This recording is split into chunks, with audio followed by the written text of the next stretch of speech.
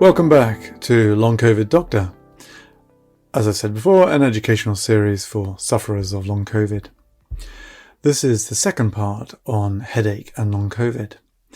In the first part, I talked about the symptoms, the diagnoses, the investigations, and a lot about the causes of headache in long COVID. In this part, part two, I'll talk about the treatments, the management, and outcomes. References, links, and resources are in the show notes below. Any advice, diagnoses, treatments, as I mentioned in the previous part, in part one, and I'll mention again, should only be considered after discussion with your own GP or qualified health professional. So here we go, part two on headache and long COVID. As I said, it's down to this next stage, which is all to do with the specific treatment and management of long COVID headache. So, firstly, any conditions or diagnoses that have been discovered through that thorough history and examination and blood tests will be addressed and treated. Maybe that's resulted in a specific medication or referral onto specialist hospital services. Having had the case listened to, the presenting symptom, the headache, and being given an explanation, the patient, hopefully, you'll feel validated and will have gained understanding and hopefully some reassurance about this. Reassurance that, it's nothing that's not more sinister, like a brain tumor. It's part of your long COVID.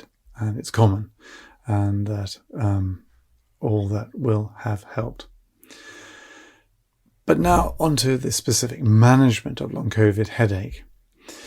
It all comes down to the predominant symptom, the main contributing factor, the diagnosis. But broadly speaking, there are only a limited number of approaches for management of long COVID headache.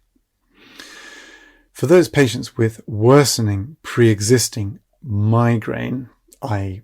pre-existing underlying migraine, obviously we've got to treat that. So there's acute migraine, that's sort of sudden onset migraine that comes just out of the blue.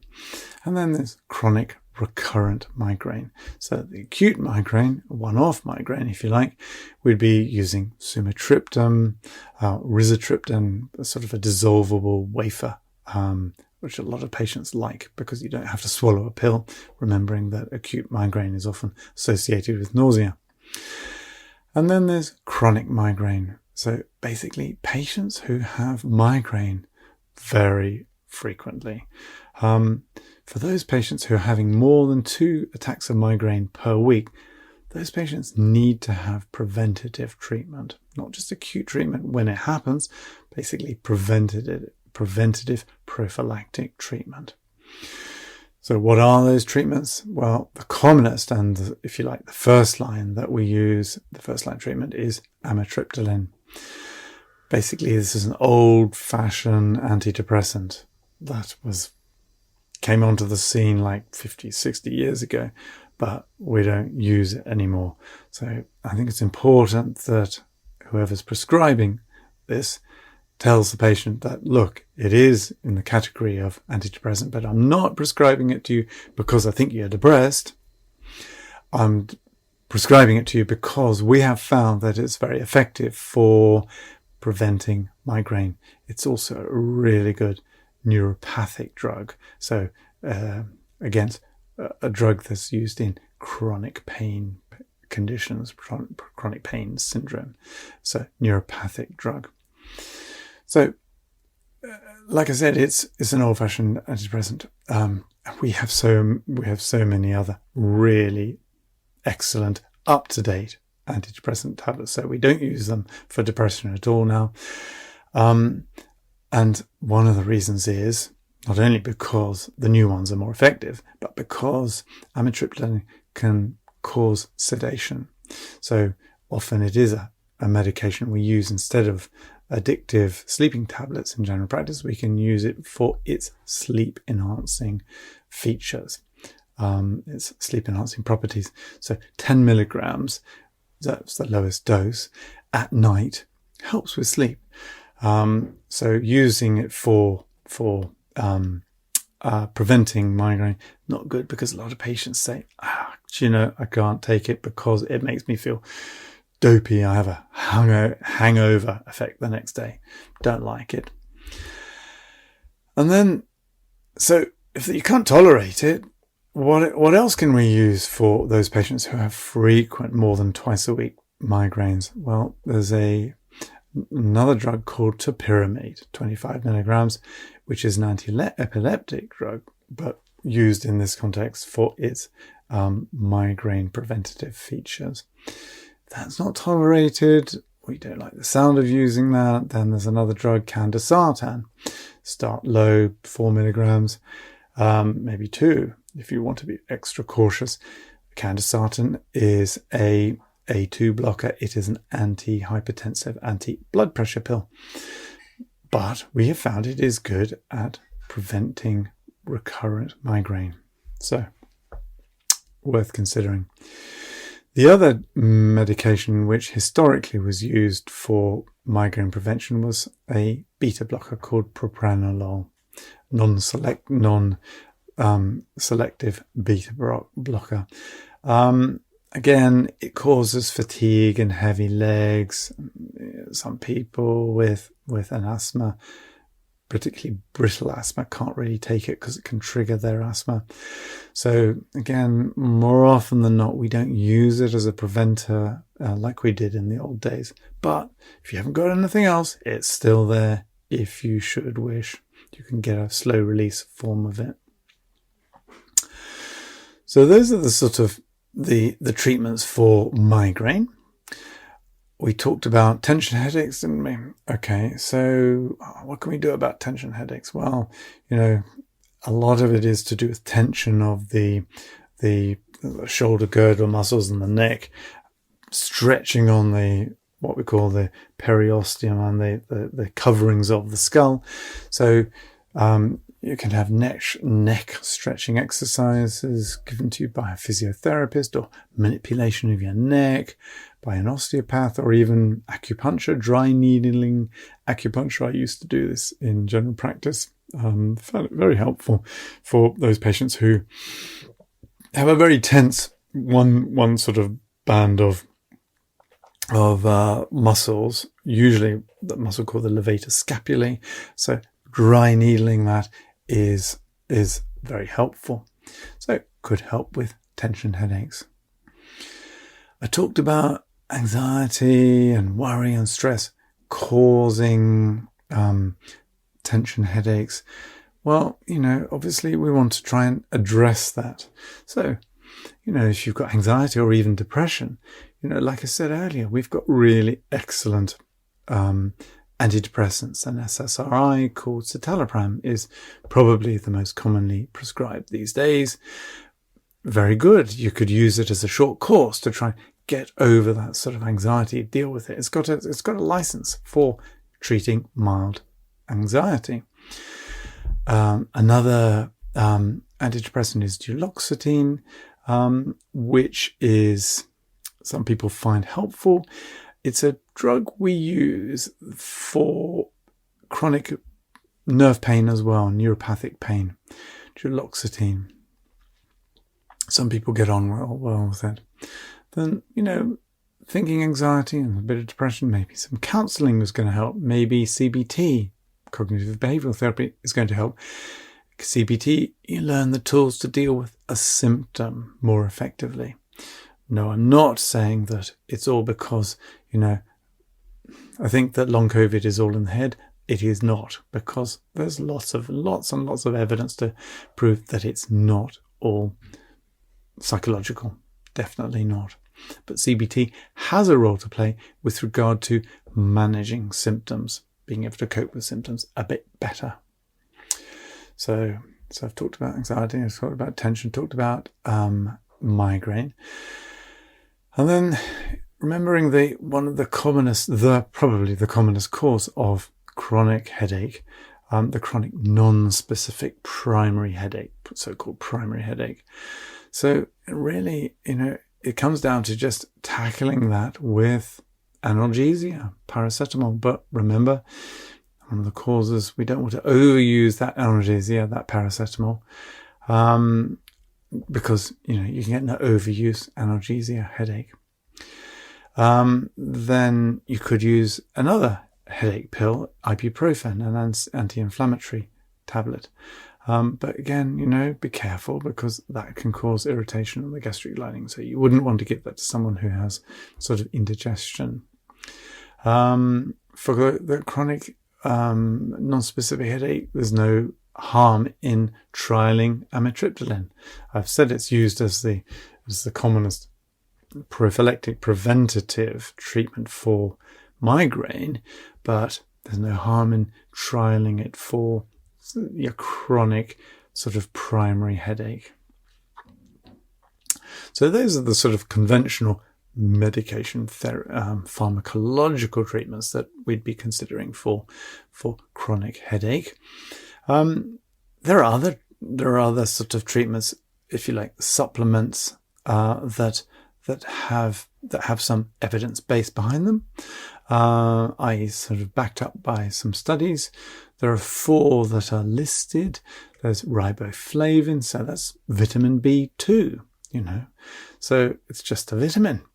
So 100 to 400 milligrams once a day, sort of slowly increased in dose, can be helpful. And actually, it is in the NICE guidelines for headache. So it's, passed that test. There are rare side effects. It can cause a tummy upset and some diarrhea, urgency for passing urine.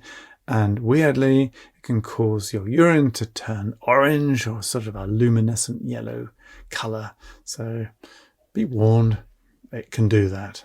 So it's just a coloration. It's not causing any harm. It's vitamin B2, remember, it's only a vitamin.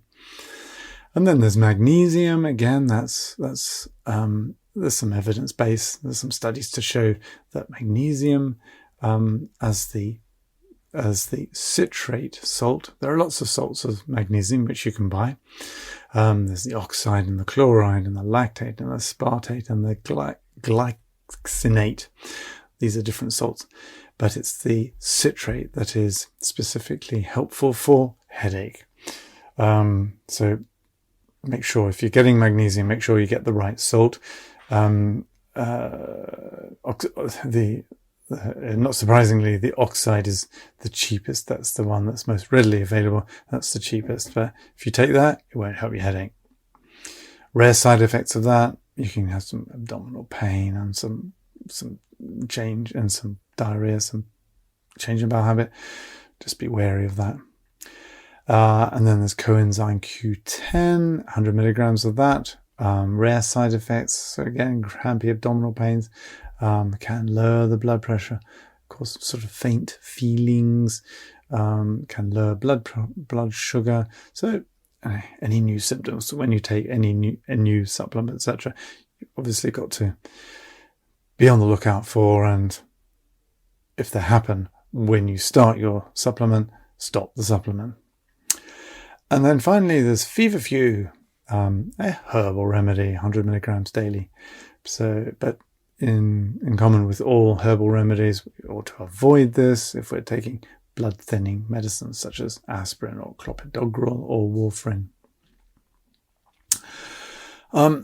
So those are the sort of specific treatments for headache, both pharmacological and non-pharmacological supplements.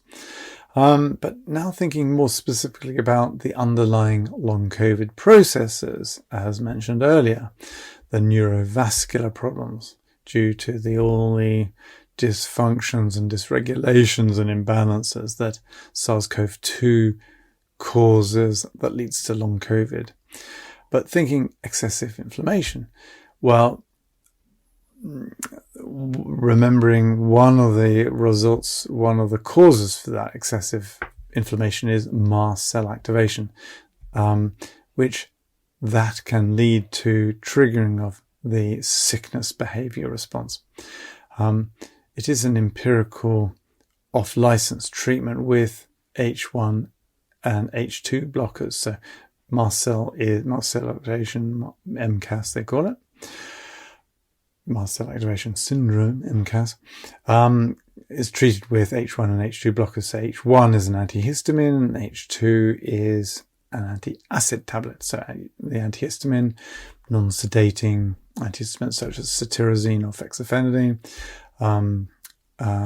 H2 blocker, famotidine, 10 milligrams at night.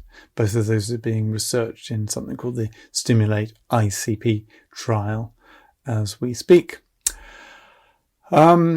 So yes, mast cell activation, think about that. Thinking about inflammation. I'll talk about this more fully in a presentation on mast cell activation syndrome.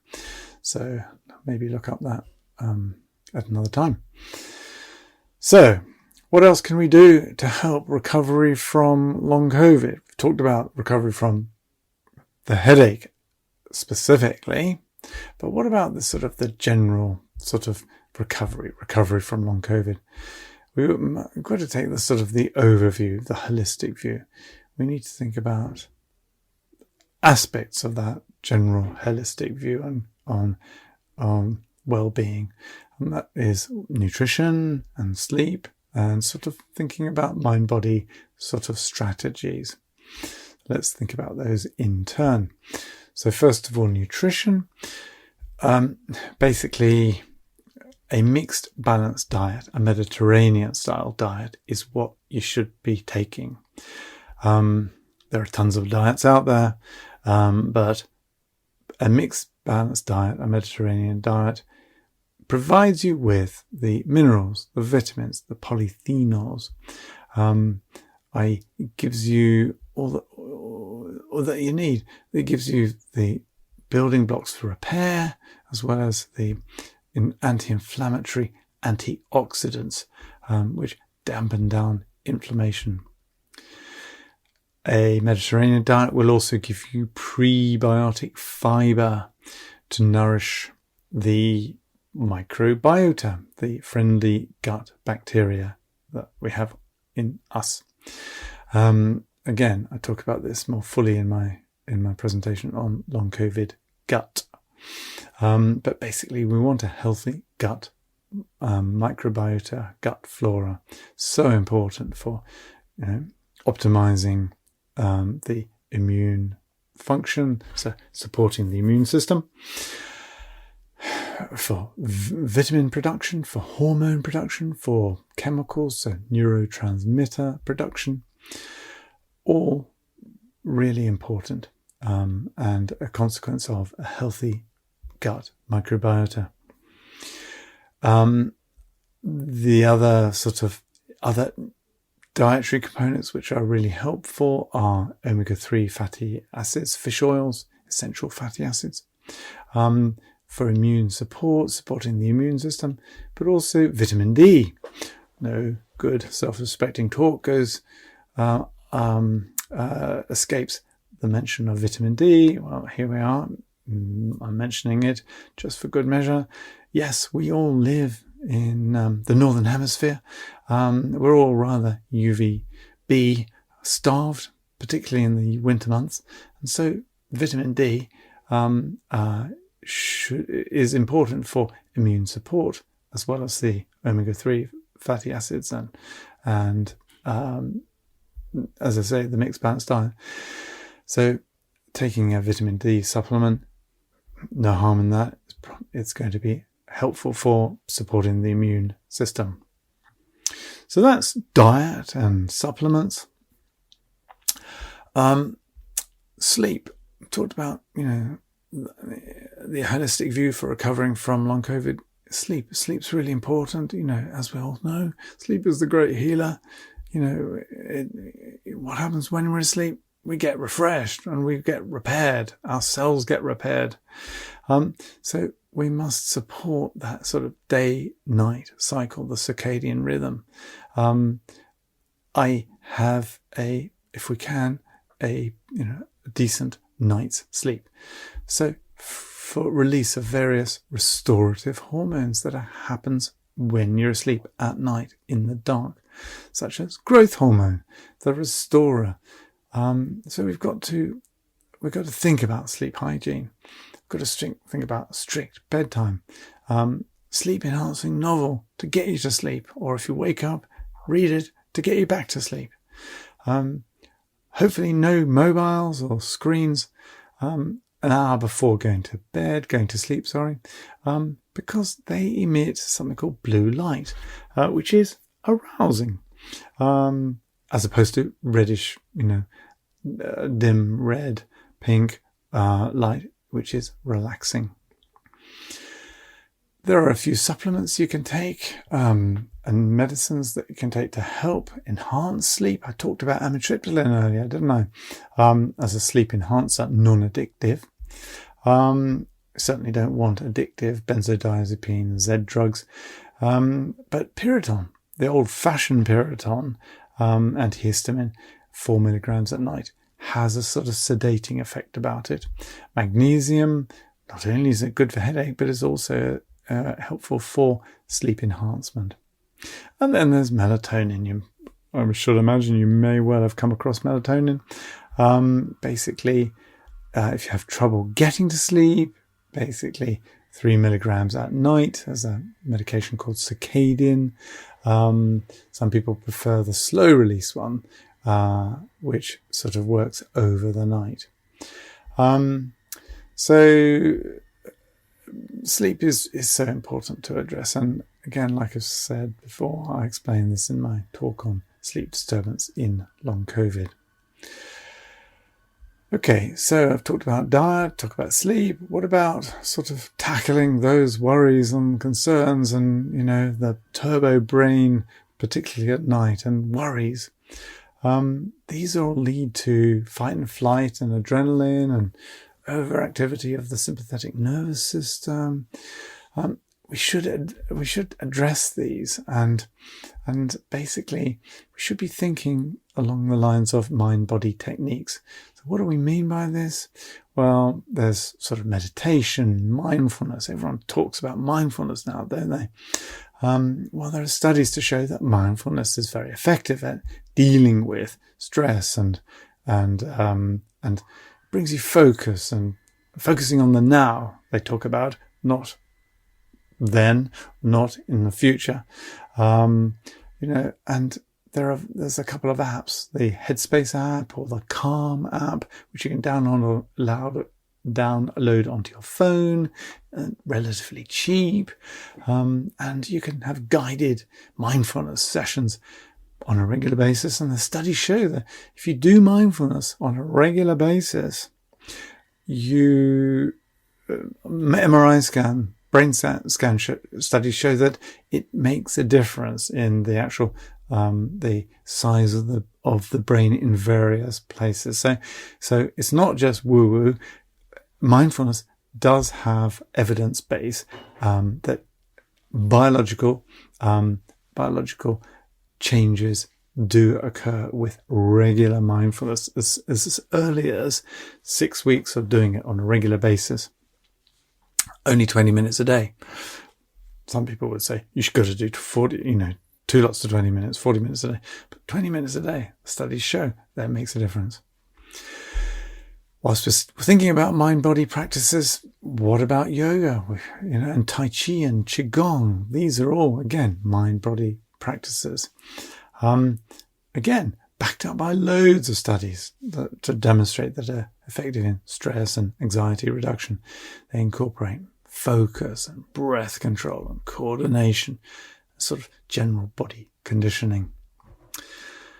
And finally, as part of the whole long COVID management, we ought to be applying sort of the fatigue management strategies. And remember the 3 Ps: pace, plan, prioritize, to tackle fatigue. So expertly sort of coached by and taught by our occupational therapy colleagues. So pacing, the process of sort of awareness of your limitations, knowing your limitations so you can plan how you use your energy most efficiently and most effectively. Pacing basically means no more push through. It's time to stop. You've got to say, stop, that's enough, and save some energy for a later on. Stop, have a rest, save some energy. That's pacing. Pace yourself. I talk about this a lot in the session on long COVID fatigue. Might be worth a watch or listen. So, besides all this general advice, there are a couple of trusted resources for long COVID recovery. Your COVID recovery website, the NHS England website, self-help patient resource for symptoms and information and self-management. As a link to that below. The Royal College of Occupational Therapists, I've talked about fatigue. They do an excellent presentation on how to manage fatigue. So that's certainly worth looking up. So there we are. That concludes the second part of my talk on headache with long COVID, following on from the first part earlier. I hope you found that helpful. As I mentioned at the start, any advice, diagnoses, treatments that I mention should only be considered after discussion with your own GP or qualified health professional. So in the meantime, I wish you well, and I wish you well with your long COVID recovery. Cheerio.